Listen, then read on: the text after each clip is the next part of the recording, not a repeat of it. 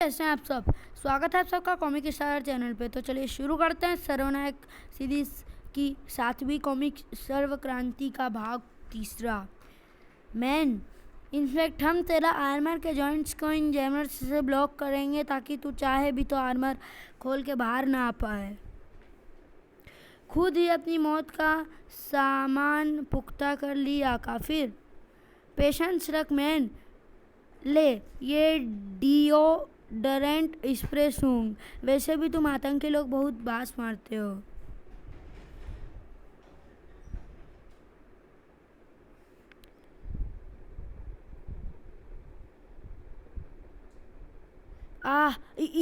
यह क्या स्प्रे किया है तूने? मेरी इंटरनल मशीनरी में ब्लास्ट हो रहा है। किसी भी हैवी मशीनरी के फंक्शन में एग्जॉस्ट का बहुत बड़ा योगदान होता है, जो कि एक्सेस हीट के बाहर निकलकर मशीन के भीतर के टेम्परेचर को सामान्य रखता है। हमारे नाइट्रोग्लिसरीन स्प्रे ने तुम्हारा मशीनरी का वेरियस केमिकल्स से रिएक्शन करके भीतर इतना हाई एक्सप्लोसिव जोन क्रिएट किया है जिसे मैनेज कर पाना तुम्हारा कूलिंग सिस्टम के बूते का नहीं है मैन। डर मास्टर के सम्मोहन से आज तक कोई नहीं बच पाया। देख तुझे डर, मुझे डर। सम्मोहन, जादू और डर क्या होता है यह तुझे कारतूस बताएगा। और अब मैं तुझे कुचलने वाला हूँ। देख मेरा आकार कितना बड़ा है, पर्वतों से भी ऊंचा। यह नहीं हो सकता। तूने बिजली की रफ्तार भी सेवर की तलवार की धार से हार जाती है। तुम्हारी गोलियां की क्या बिसात और तुम्हारी क्या औकात। ताकत का तूफान हादसों के हिजाब में छुपाए घूमता है हादसा खान। वह तूफान ही क्या जो पर्दों में छुप जाए। ताकत का तूफान वह है जो पर्वतों को भी तिनके की तरह उड़ा ले जाए। घड़ी देख ले उबले अंडे, 8 मिनट होने में अभी भी आधा मिनट बाकी है और तेरी फौज का पुलिंदा बंध चुका है, टाइट वाला। तुम सभी को गिरफ्तार किया जाता है। मार्का अंडरग्राउंड एस्यूलम वार हेडक्वार्टर्स विंग। और तुम सभी के लिए उपयुक्त जगह है वार हेडक्वार्टर्स में विशेष रूप से बनाई गई है नासका एसाइलम। दाद देनी होगी ब्रह्मांड रक्षकों की दूरदर्शिता की। यदि धनंजय और स्वर्ण नगरी के उन्नत विज्ञान द्वारा यहाँ गर्भगृह में भी ऐसी अभेद नारका जेल का निर्माण नहीं करवाया जाता तो डॉक्टर वायरस और अल्केमिस्ट मगरा और आखिरी हत्यारा फ्लैशबैक और भांजा फ्लैशंग गैंग और शतरंज गैंग जैसे टेररिस्ट ग्रुप्स गर्भगृह को अब तक विश्व आबादी की गर्भगृह बना चुके होते। अब तुम्हारा भी गंतव्य यही है। इन कोठरियों में बैठकर दुनिया खत्म होने का इंतजार करो। अफसोस की बात है, तुम लोग अपनी शक्तियां अगर दुनिया को बचाने में लगाते तो शायद आज हम विनाश के इतने निकट नहीं होते। अपनी ज़िंदगी के आखिरी बचे चंद घंटे यह सोचने में लगाओ कि तुम लोग सारी ज़िंदगी किस चीज़ के लिए लड़े और क्या लेकर मरोगे। प्लान का पहला हिस्सा सफल रहा। वाह क्या प्लान था। आओ और पकड़े जाओ। बांग्लादेश की क्रिकेट टीम तुम लोगों से ज़्यादा देर मैदान में टिकती है। अभी हमने अपना मास्टर ब्लास्टर बैट्समैन मैदान में उतारा ही कहाँ है। खेल सिर्फ पावर प्ले से ही नहीं, नीति से जीता जाता है विदूषक। और यह हमारी नीति का दूसरा चरण है। बाहर आओ स्टीमर। यहाँ के सभी एनर्जी कंपोनेंट लॉक्स को सिर्फ तुम ही खोल सकते हो। द्वितीय अध्याय समाप्त। तृतीय अध्याय आरंभ। प्राका का प्रण। युगम धरित्री अस्यः। इस स्पर्धा में आप अपने हथियारों का प्रयोग करने को पूर्णतः स्वतंत्र हैं। डोगा को उनके अत्याधुनिक अग्नेयास्त्र प्रदान किए जा रहे हैं और योद्धा को उनका ढकमान गन। ईगल ग्रह का गुरुत्वाकर्षण उड़ने के अनुरूप है, इसलिए आप दोनों बिना पंखों के भी सहजता से वायुगमन कर सकते हैं। इस ईर्गा से तो मैं पहले भी निपट चुका हूँ। ये राका प्राका जो भी है, इस दुष्टता के हाथ नहीं पड़ना चाहिए।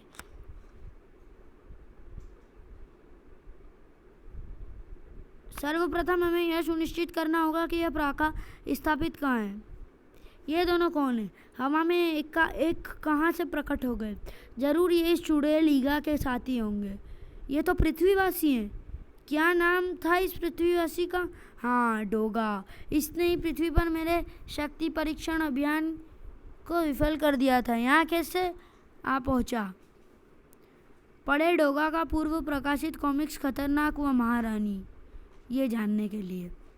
कहीं इसने मेरे इस अभियान को विफल कर दिया तो नहीं, मैं ऐसा नहीं होने दूंगी।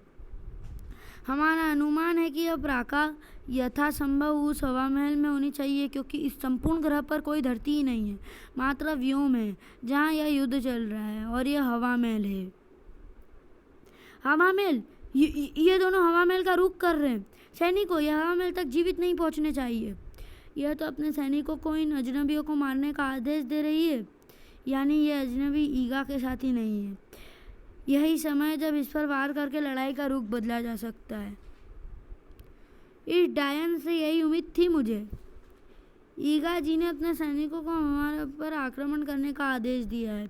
कदाचित इन्हें ज्ञात नहीं कि आक्रमण केवल योद्धा का डकमानगन करता है। बलवा होगा आज यहाँ पर। यदि ढकमानगन के सम्मुख आप लोग के एक क्षण भी टिक गए तो हम स्वयं पराजय स्वीकार कर लेंगे। उड़ने का बहुत शौक है ना? उड़ना क्या होता है यार? डोगा सिखाएगा तुम्हें। हमें शीघ्र प्राका तक पहुंचना होगा। वाह बेटा पोंगा पंडित, मौका देखकर चौका मारने की फिराक में निकल ले तुम तो। हम पूर्णतः आश्वस्त थे कि आप हमें इतनी सरलता से आगे नहीं बढ़ने देंगे श्रीमान स्वानमुख। डोगा तुझे आगे तो क्या, दाएं बाएं ऊपर नीचे किधर भी नहीं बढ़ने देगा बेटा पोंगा पंडित।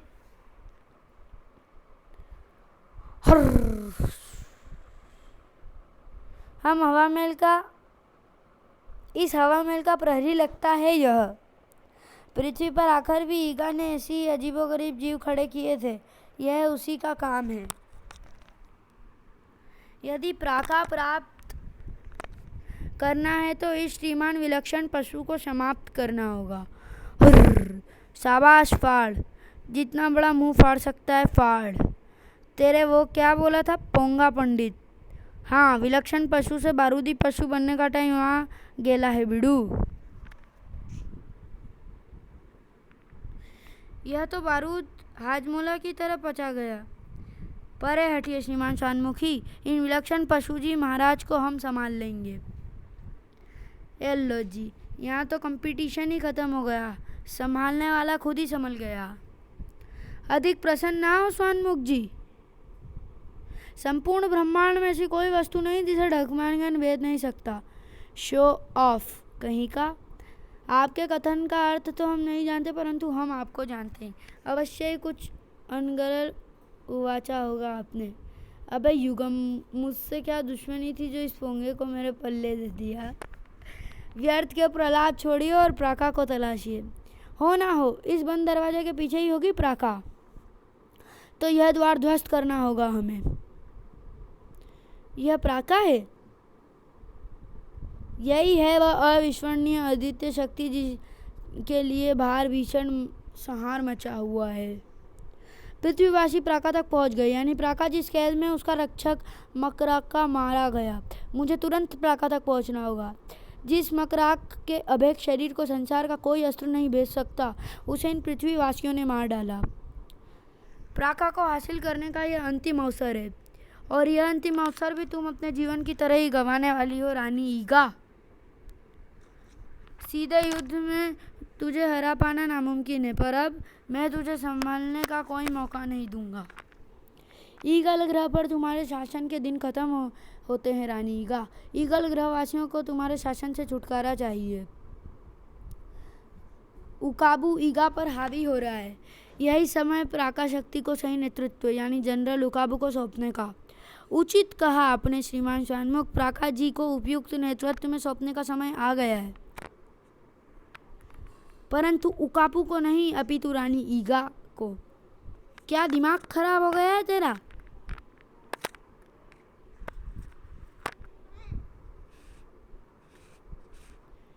हमारा मस्तिष्क सर्वथा सही स्थान पर है श्रीमान। प्राकाश शक्ति के सर्वयुक्त धारक श्रीमान उकाबू नहीं है। अब हमारा मार्ग छोड़िए। मैं तुझे पहले ही बता चुका हूँ कि यह ईगा कितनी खतरनाक है। इसने हमारे समय काल में मुंबई को बर्बाद करने में कोई कसर नहीं छोड़ी थी। यदि किसी प्राणी की प्रवृत्ति किसी निश्चित अवधि में तामसिक रही हो तो इसका यह अर्थ कदापि नहीं होता कि वह सदैव तामसिक प्रवृत्ति वाला ही रहेगा। समय और परिस्थितियां मनोवृत्ति को परिवर्तित करने में पूर्णतः सक्षम है। कभी कुत्ते की टेढ़ी धूम के बारे में सुना है? सुना भी है और अपने सम्मुख आपके रूप में प्रदर्शन भी प्राप्त हो रहे हैं। डोगा से बड़ा कुत्ता नहीं होगा कोई इस दुनिया में, और कुत्ते को जब कोई पसंद नहीं आता तो वो उसे भंगोड़ डालता है। अगर तूने प्राका की ओर एक कदम भी बढ़ाया तो तेरी खोपड़ी भी इस हवा महल की तरह हवादार हो जाएगी। चेष्टा करके देख लीजिए। हिया हिया। ये दोनों तो आपस में ही लड़ रहे हैं। शायद प्राका हासिल करने को लेकर इनमें मतभेद हो गया है। मुझे यह लड़ाई अतिशीघ्र खत्म करनी होगी। इस दुष्टा को अतिशीघ्र खत्म करना होगा मुझे। ओह, ईगा जी के प्राण संकट में। हमें अतिशीघ्र श्रीमान स्वानमुख के साथ चल रहे इस व्यर्थ द्वंद्व की इतिश्री करनी होगी। व्यर्थ का द्वंद्व तू कर रहा है पोंगा पंडित। तेरी मति भ्रष्ट हो गई है जो तू प्राका ईगा को सुपुर्द करने की बात सोच रहा है।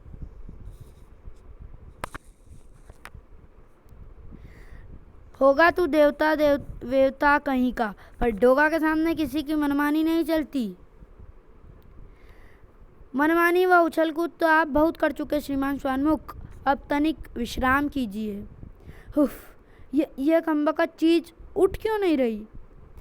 यह देव अस्त्र है श्रीमान। इसे केवल इसका योग्य धारक ही उठा सकता है।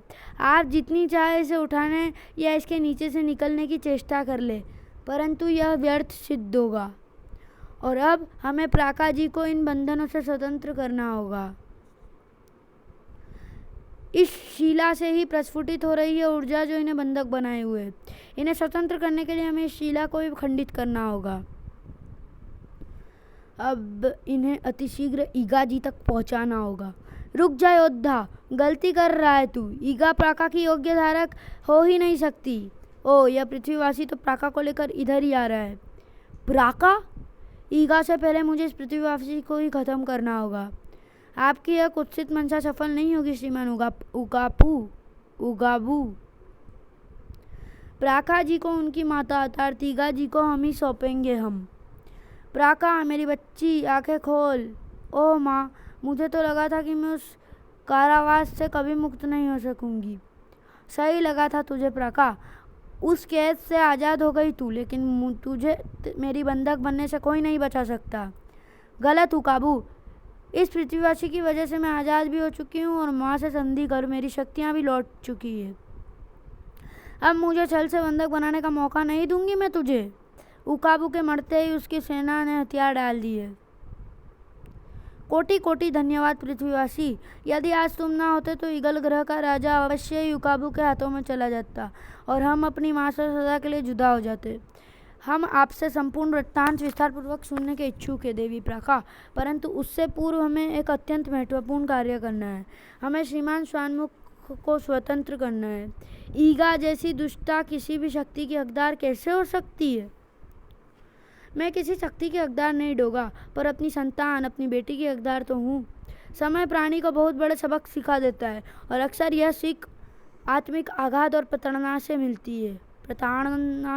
मिलती है। आज तुम जिसे अपने सामने खड़ा देख रहे हो, यह वह शक्ति के मद में चूर हुई ईगा नहीं है जो तुम्हारी पृथ्वी को तबाह करने आई थी। हम ईगल ग्रह के उड़ाका जाति वाले ब्रह्मांड के सर्वश्रेष्ठ प्राणियों में से एक है जो कि स्वयं भगवान विष्णु के वाहन गरुड़ देव के वंशज हैं। हमारी शक्तियों का छोटा सा नमूना तुम धरती पर देख चुके हो। इस शक्ति के मद में चूर में ब्रह्मांड के विभिन्न ग्रहों पर उड़काव का वर्चस्व कायम करने निकली थी। इसी दौरान मुझे खबर मिली कि खुद मेरे ग्रह पर सत्ता हासिल करने के लिए जनरल उकाबू ने बगावत कर दी है और उड़ाका सेना को अपने साथ लाकर युद्ध शुरू कर दिया है। मेरे बचे हुए वफादार सैनिक की टुकड़ी उकाबू से लोहा ले रही थी, पर वे उसके उद्देश्य से नहीं रोक पाई। उसका उद्देश्य था प्राका को हासिल करना। प्राका को गरुड़ देव का वरदान प्राप्त है कि किसी भी आकाशीय युद्ध में प्राका कभी नहीं हारेगी। उस समय प्राका अबोध थी। उसे अपने वश में करके उकाबू उसकी शक्तियों का नाजायज इस्तेमाल करना चाहता था, लेकिन उकाबू प्राका को हासिल कर पाता उससे पूर्व ही प्राका ने खुद को तंत्र बंधनों में बांध लिया। इस बंधन को इस ब्रह्मांड में कोई ऐसा प्राणी ही तोड़ सकता था जिसने कभी कोई जान ना ली हो, कभी कोई अधर्म ना किया हो। उकाबू के जितने भी सैनिकों ने इस तंत्र बंधन को छूने की चेष्टा की, वे भस्म हो गए। इसका मतलब अगर मैं इस तंत्र बंधन को छूता तो मैं भी भस्म हो जाता। विधि का यही विधान था कि मेरे तंत्र बंधन को शिरोमणि ही तोड़ेंगे। इसलिए तो वर्षों तक मुझे हासिल करने के लिए युद्ध करने के बावजूद उकाबू और माँ में से कोई भी मुझे हासिल ना कर सका। मेरी शक्तियाँ माँ से संधि करने पर ही लौटती है। मैंने ऐसा ही तंत्र बांधा था। मेरी माँ या फिर संसार की कोई भी शक्ति मुझे बचाने ना पहुँच पाए, इसलिए उकाबू ने मकराक को मेरे पहरे पर लगा दिया था। तुम्हें कैसे एहसास हुआ कि प्राका के लिए उपयुक्त धारक उकाबू नहीं ईगा है? ब्रह्मांड का कोई भी ग्रह हो, योद्धा के युद्ध नियम सदैव एक होते हैं। वीर कभी किसी निहत्थे पर या किसी की पीठ पर प्रहार नहीं करते, जबकि श्रीमान उकाबू बार बार निहत्थी देवी ईगा जी की पीठ पर प्रहार कर रहे थे। स्त्री चाहे कितनी ही कुटिल क्यों ना हो, स्त्री पर प्रहार करने वाले कभी वीर नहीं होते। बस हम समझ गए कि श्रीमान उकाबू किसी शक्ति के धारण करने योग्य ही नहीं सकते। पर तुम यह कैसे समझे कि प्राका मेरी बेटी है? आपके मुखमंडल पर प्राका को देखकर जो भाव उत्पन्न हुए थे, उनसे वे भाव शक्ति प्राप्त करने की लालसा रखने वाली स्त्री के नहीं थे, अपितु एक माता के थे, जो अपनी संतान को वर्षों के बिछोह के पश्चात देख रही थी। तुमने पूरे ईगल ग्रह को अपना ऋणी बना लिया है योद्धा, और इस ऋण का मूल्य मैं अपने वचन से चुकाऊंगी। मैं गरुड़ देव की वंशिका प्राका यह वचन देती हूँ कि मैं और समस्त उड़ाका जाति आवश्यकता पड़ने पर एक बार देव शिरोमणि योद्धा के आह्वान पर उनकी सेना के रूप में युद्ध करेंगे। तृतीय अध्याय समाप्त। चतुर्थ अध्याय आरंभ। भक्षक बने रक्षक। असम के जंगलों ने इतना भीषण दावानल ना पहले कभी देखा था, ना ही लगता है कि आगे कभी देखने के लिए बचेंगे। हमें ऐसा नहीं होने देना है, हरगिज नहीं होने देना है। यह जंगल हमारा घर है, हमारी जागीर, और हमारी जागीर पर सिर्फ हमारी हुकूमत चलती है। यहाँ मौत भी हमारी इजाज़त के बिना अपना मुंह नहीं फाड़ती। अगर मौत मुंह फाड़ती है तो हमें उसे ही फाड़ डालते हैं। हम कोई रक्षक नहीं है, पर कोई हमसे बड़ा भक्षक बनने की कोशिश करेगा तो भूस कर देंगे उसकी खाल में। आओ मेरे वफादारों, जरा बताना तो अग्निदेव को कि बिन बुलाए एल्फांटो के घर में घुसने का क्या अंजाम होता है।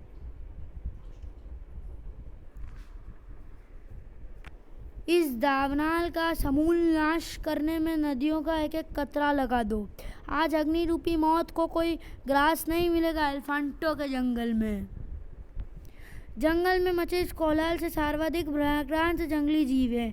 भय इन पर पागलपन की हद तक सवार हो चुका है, और वह पागलपन इनके लिए व अन्य जंगली प्राणियों व जंगलवासियों के लिए घातक सिद्ध हो रहे हैं।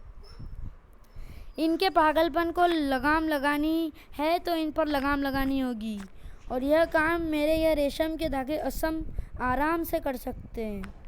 मुगाम्बो के यह धागे हैं तो रेशम के, परंतु बल में ये इस्पात को भी मात दे सकते हैं। जितना जी चाहे जोर लगा लो, पर मुगाम्बो के इन रेशमी बंधनों को तोड़ नहीं पाओगे। भय से कीड़े मकोड़े की तरह भागते हैं जंगली, आज से पहले मैंने इनकी कल्पना सिर्फ अपनी आहार के रूप में की है। भक्षक हूँ मैं इनका। दो दंड आ गया, अब तो बचना असंभव है। यह अपनी धुंध में लील जाएगा हमें इस संकट की घड़ी में छोड़ के हमारे भेड़िया देवता कहाँ चले गए। पर आज मेरा सर्वप्रथम कर्तव्य इनकी सुरक्षा करना है।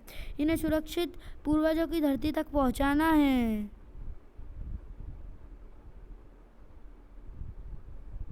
यह तो हमारी रक्षा कर रहा है। भक्षक रक्षक बन गया। दो दंड की जय, दो दंड की जय। यह अपना जीवन दोबारा न जीने जैसा है, अपना पुराना सुखद जीवन। अब यह जंगल मेरा था, मैं सरदार हूँ यहाँ का, यहाँ के चप्पे चप्पे की सुरक्षा का दायित्व मेरा था। फिर सब बदल गया, सब कुछ बुरा हो गया और मैं अपराध की दलदल का दानव बनकर रह गया। पर अब नहीं, अब सब कुछ पहले जैसा है। मैं आज फिर रक्षक हूँ, यह जंगल मेरी सुरक्षा में है। सैकड़ों सालों तक घुट घुट कर सांस लेने के बाद आज एहसास हुआ कि मैं फिर से जिंदा हूँ। काईगुला, काईगुला। यह रक्षक होने का एहसास भी अजीब है। कितनी कोमल, मासूम और निरीह होती है मौत के खूंखार जबड़ों के सामने बेबस नजर आती जिंदगी। मौत को इस जिंदगी का भक्षण करने के लिए बल लगाने की भी ज़रूरत नहीं, पर जिंदगी को मौत से बचाने के लिए एक रक्षक को अपना सर्वस्व बदल लगाना पड़ता है। क्यों, आखिर क्यों बनता है कोई रक्षक? क्यों किसी खुद की रक्षा करने के लिए आखिर क्यों बनता है कोई रक्षक? क्यों किसी खुद की रक्षा करने में असक्षम जिंदगी के लिए मौत से टकराता है? जवाब शायद इन निश्चल मासूम आँखों में है, जो एक भक्षक को भी अपने उस वजूद की याद दिलाती है जो कभी मासूम था, जिसने कोई भी पाप नहीं किया था। हाँ, जवाब इन आँखों में ही तो है। हर भक्षक कभी निरीह और मासूम था। अपने जन्म से ही भक्षक नहीं पैदा हुआ था वह, पर परिस्थितियों की वहशी थपेड़ों ने उसकी मासूमियत को भंबोर डाला, भक्षक बना डाला उसे। ये आँखें, यह मासूमियत मुझे मेरे बचपन की याद दिलाती है, जिसे इनसे भी बदतर इंसानी भूखे तेंदुए ने तार तार कर दिया था। पर अब कोई मासूम भक्षक नहीं बनेगी, एक और बागड़ बिल्ला पैदा नहीं होगी, क्योंकि भक्षक अब रक्षक बन चुकी है। उफ, यह मर्म स्पर्श।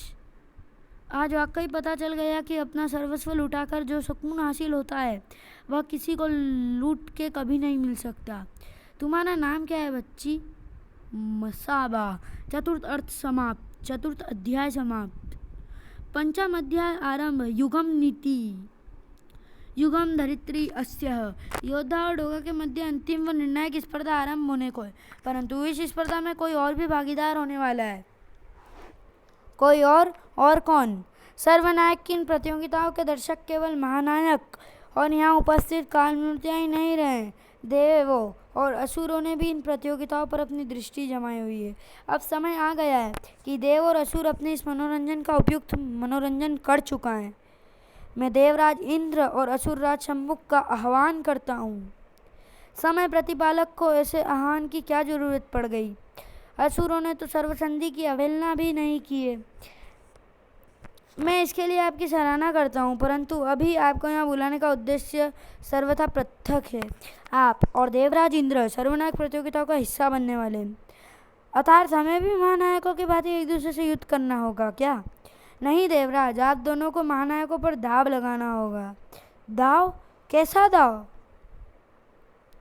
आपके सम्मुख खड़े दोनों महानायक 4 में से 2 स्पर्धाएं जीतकर बराबरी पर हैं। इनके बीच होने वाली अंतिम स्पर्धा इनमें से किसी एक को विजेता घोषित करेगी। आपको इन दोनों में से अपने पसंद के महानायक पर दाव लगाना होगा। दाव पर क्या होगा?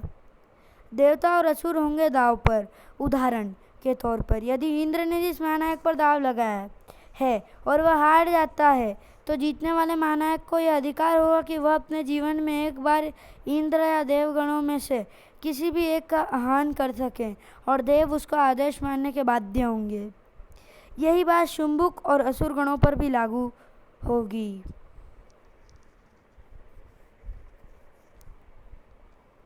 मैं ऐसा कोई भी दाव लगाने से इनकार करता हूँ। मेरा चेहरा गौर से देखो। शुंभक, शुंभक, शुंभक। मेरा चेहरा देखकर तुम्हें कहीं से भी लगता है कि मैं तुम्हारे इनकार या इकरार का तलबगार हूँ? मैं तैयार हूँ। बहुत खूब। आपको सदैव यह शिकायत रही है कि मैं आपसे अधिक देवताओं का पक्षधर हूँ, तो आज मैं आपको दाव लगाने का प्रथम अवसर देकर अपनी इस निर्मूल शंका का सदा के लिए निदान कर देता हूँ। सर्वप्रथम आप चयन कीजिए असुरराज की आप दोनों महानायकों में से किस पर दाव लगाएंगे। बुरा फंसा दिया इस युगम ने, किसे चुनूं?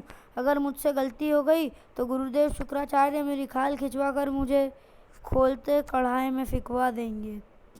किस सोच में पड़ गए सूर्यराज? वह मैं सोच रहा था कि गुरुदेव शुक्राचार्य से विमर्श कर लेता। यह क्या अनर्थ कर रहे हैं सूर्यराज? क्या आप चाहते हैं कि संपूर्ण ब्रह्मांड को यह संदेश पहुंचे कि असुर लोक के अधिपति असुरराज शंभुक इतने जाहिल और कायलिल हैं कि बिना अपने गुरु के परामर्श के एक छोटा सा निर्णय भी स्वयं नहीं ले सकते? नहीं, ऐसी कोई बात नहीं है। असुर लोक के सारे निर्णय मैं स्वयं लेता हूँ। तो फिर सिद्ध करिए अपनी तीक्ष्ण बुद्धि का लोहा और लगाइए दांव। यूं तो शिरोमणि हमारा दैत्य भ्राता है, परंतु इसने सदैव हमारे विरुद्ध देवताओं का ही समर्थन किया है। यदि मैंने इसका चयन किया तो यह मुझे हराने के लिए जानबूझकर हार जाएगा। मैं डोगा पर दाव लगाता हूँ, मुझे कोई आपत्ति नहीं है। इसका तात्पर्य ये हुआ कि देवराज की आपको योद्धा पर दाव खेलना होगा। तो फिर यह तय हुआ। देवताओं ने अपना दाव शिरोमणि योद्धा पर और असुरों ने रात के रक्षक डोगा पर लगाया। अब आरंभ होती है इस प्रतियोगिताओं की अंतिम स्पर्धा, जो कि एक आर्म रेसलिंग मैच यानी हस्तद्वंद, जिसमें दोनों प्रतिभागी एक दूसरे से पंजा लड़ाएंगे। यदि शुंभुक को प्रथम चयन का अवसर ना भी मिलता तो मैं भी भ्राता शिरोमणि पर ही दाव लगाता। क्या यह छल है? छल हुआ है हम असुरों के साथ। कैसा छल असुरराज? सभी जानते हैं कि योद्धा के शारीरिक बल के आगे ब्रह्मांड का कोई भी प्राणी नहीं टिक सकता। फिर भला डोगा जैसा साधारण मनुष्य उसे इस स्पर्धा में कैसे परास्त करेगा? इसमें छल कैसा असुरराज? मैंने तो आपको चयन करने का प्रथम अवसर दिया था और आपने खुद ही डोगा पर अपना दाव लगाया था, क्योंकि तब मुझे नहीं पता था इन्हें आपस में हस्तद्वंद करना है। आपने यह पूछा ही नहीं असुरराज, इसमें मेरा क्या दोष? अब तो दांव लग चुका है, अब यह द्वंद होकर रहेगा। परंतु हमें भी इस स्पर्धा के स्वरूप पर आपत्ति है। द्वंद समानता का होना चाहिए। यदि द्वंद समानता का होगा तो उसमें कभी जय पराजय होगी ही नहीं। दितिपुत्र, आपका धर्म है इस द्वंद में अपना सर्वस्व लगाना। अपने धर्म का पालन कीजिए। मैच फिक्सिंग है भाई साहब, ज़बरदस्त मैच फिक्सिंग है। अबे यह प्रतियोगिताएं करवा ही क्यों रहे हो? सीधे जिसको जिताना है उसे जीता घोषित करो और काम खत्म। परमाणु ठीक कह रहा है, यह तो सरासर पक्षपात है। डोगा शारीरिक बल में योद्धा का मुकाबला कतई नहीं कर सकता। असुरों और देवताओं को दाव पर लगवा कर युगम ने यह तो सिद्ध कर दिया कि इन प्रतियोगिताओं के पीछे उसकी मंशा कुछ और भी है। हमें यह नहीं भूलना चाहिए कि युगम समय का प्रतिपालक है। भूत भविष्य वर्तमान उससे कुछ भी नहीं छुपा। यहाँ घटित हो रही प्रत्येक घटना, हर एक स्पर्धा का परिणाम वह पहले से ही जानता है या पहले ही निर्धारित कर चुका है। बस हम उससे अनभिज्ञ हैं। इस प्रतियोगिता में कौन जीतने वाला है यह तो पहले ही निर्धारित हो चुका है। बस समय के साथ यह हमें भी ज्ञात हो जाएगा। नागराज ठीक कह रहा है। जो माँ शक्ति देवता और असुरों को भी कलेजे काटने की कबूत रखती है, उसके इतने बड़ी प्रतियोगिता करवाने के पीछे का उद्देश्य भी जो नज़र आ रहा है उससे काफ़ी बड़ा होगा। वैसे भी हमें हिम्मत हारने की बजाय डोगा का उत्साहवर्धन करना चाहिए। उसने एक बार भी नहीं कहा कि उसके साथ पक्षपात हुआ है, क्योंकि वो डोगा है। उसका शरीर इंसानी मिट्टी का हो सकता है, पर इरादे उससे फौलाद के बने हैं, जो देवताओं के पास भी नहीं होगा। बहुत हो चुकी बड़बड़, स्पर्धा शुरू करो। डोगा की भुजाएं फड़क रही है इस पोंगे को हार का स्वाद चखाने के लिए। अपने दिल थाम कर बैठ जाइए साथियों। शुरू होती है दितिपुत्र योद्धा और राज के रक्षक डोगा के बीच में यह अंतिम स्पर्धा, हस्तद्वंद। पंचम अध्याय समाप्त। परिष्टि अध्याय आरंभ। भविष्य का अतीत भाग 1। वाह शैतान, क्या खूब छप्पर फाड़ कर दिया तूने अपने बच्चे का। सदियों से राक्षस जाति के अंतिम बचे वंशज की यही तो तमन्ना थी, पृथ्वी पर राज करना। जो वर्तमान में ना हो सका वो भविष्य में होगा। चंडकाल अनश्वरेश्वर बन गया। हा हा हा हा। बेशक तुम इस भविष्य में अनश्वरेश्वर हो चंडिकाल, पर यह मत भूलो कि हर भविष्य का एक अतीत होता है। तुम्हें यहाँ पराजित नहीं किया जा सकता, परंतु यह अतीत तुम्हें पराजित किया जा सकता, उस अतीत में तुम्हें पराजित किया जा सकता है। जैसे इस भविष्य काल में नासन सर्वशक्तिशाली है, पर इसके अतीत में भोकाल मुझे हरा भी चुका है और मौत के घाट भी उतार चुका है। क्या कर रहे हो मित्र नासन? इसका मतलब भविष्य का अतीत हम पर भारी पड़ सकता है। बिल्कुल, और इससे बचने का सिर्फ एक ही तरीका है, भविष्य और अतीत के बीच के सारे दरवाजे बंद कर दो। परंतु हम ऐसा करेंगे कैसे? त्रिफना की सहायता से। यह त्रिफना क्या है? त्रिफना इस संसार की इकलौती ऐसी शक्ति है जो कि भूत से लेकर भविष्य तक किसी भी काल का द्वार खोल सकती है। हमें त्रिफना को तलाशना होगा ताकि हम इस भविष्य काल तक आने वाले सभी अतीत के दरवाजों को हमेशा के लिए बंद कर दें। पर इतनी मेहनत करने का क्या ज़रूरत? हम कभी उस अतीत में जाएंगे ही नहीं जहां हमें पराजय का मुंह देखना पड़ा था। हम इत्मीनान से इस भविष्य में राज करेंगे। यहाँ मेरी पाप शक्तियाँ अपने चरम पर है और तुमने भी अपने अद्भुत युद्धकार में इस ब्रह्मांड के सर्वश्रेष्ठ अच्छे शस्त्र इकट्ठे किए हुए हैं। यहाँ भला कोई हमारा क्या बिगाड़ लेगा? इस काल की शक्तियाँ भले ही ना बिगाड़ सके, पर उस अतीत की जहाँ हम पराजित हुए थे वहाँ की शक्तियाँ यदि यहाँ पहुँच गई तो वे हमें यहाँ भी पराजित कर सकती है। हम पाप शक्तियों की तरह ही पुण्य शक्तियाँ भी एकजुट हो रही है। वे अवश्य ही अतीत के सर्वश्रेष्ठ योद्धा हमें परास्त करने के लिए इस भविष्य में भेजेंगे। तुम नाहक ही परेशान हो रहे हो मित्र नासन। भला ऐसी कौन सी माँ शक्तियाँ होगी अतीत में जो हमें परास्त कर सके? अतः अपने धर्म का पालन करने का समय आ ही गया। परिष्टि अध्याय समाप्त। सप्तम खंड समाप्त। कथा जारी रहेगी अष्टम खंड सर्वशक्ति में।